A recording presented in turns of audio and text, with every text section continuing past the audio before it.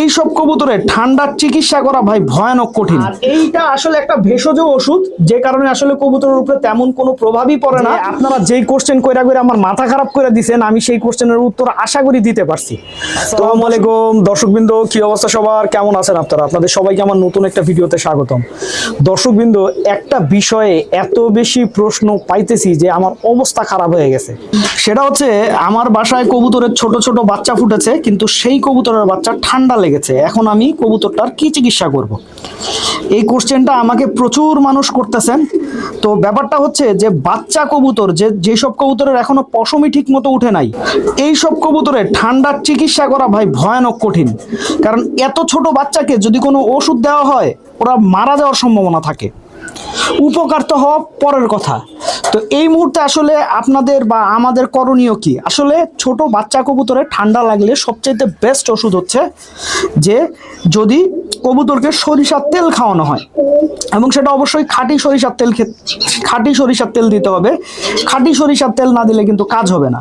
তো অনেকেই আমরা খাঁটি সরিষার তেল ব্যবহার করতেছি, দেখা যাইতেছে কবুতরকে খাঁটি সরিষার তেল দেওয়ার পরে কবুতরের গ্যাস হয়ে যাইতেছে।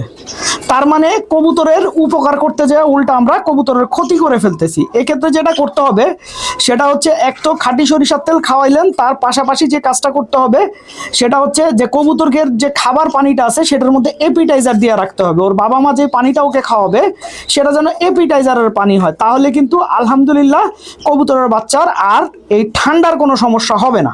এইবার আসেন হচ্ছে, যেই সব কবুতরের বাচ্চা মোটামুটি বড় হয়ে গেছে, তো এই সব কবুতরের বাচ্চার আসলে ঠান্ডা লাগলে আমরা কি করব বা আমি কি করি? আমার এই বয়সী, যেই বয়সী কবুতরের বাচ্চা আপনারা দেখতেছেন, এই বয়সী কবুতরের বাচ্চার যদি ঠান্ডা লেগে যায়, তাহলে আমি আসলে হামদার্দের আলিসা ট্যাবলেট এদেরকে অর্ধেক অর্ধেক করে খাওয়াই দিই। আর এইটা আসলে একটা ভেষজ ওষুধ, যে কারণে আসলে কবুতরের উপরে তেমন কোনো প্রভাবই পড়ে না, এবং কবুতর খুব সহজেই এই জিনিসটা নিতে পারে এবং কবুতর সুস্থ হয়ে যায়।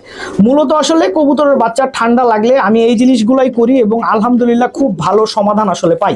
দর্শকবৃন্দ, আশা করি আপনারা আসলে উত্তর পাইছেন, যে আপনারা যেই কোশ্চেন কইরা কইরা আমার মাথা খারাপ করে দিয়েছেন, আমি সেই কোশ্চেনের উত্তর আশা করি দিতে পারছি। তো দর্শকবৃন্দ, ভিডিওটা আমি এখানেই শেষ করছি। আপনারা সবাই ভালো থাকবেন, 5 ওয়াক্ত নামাজ পড়বেন। আসসালামু আলাইকুম।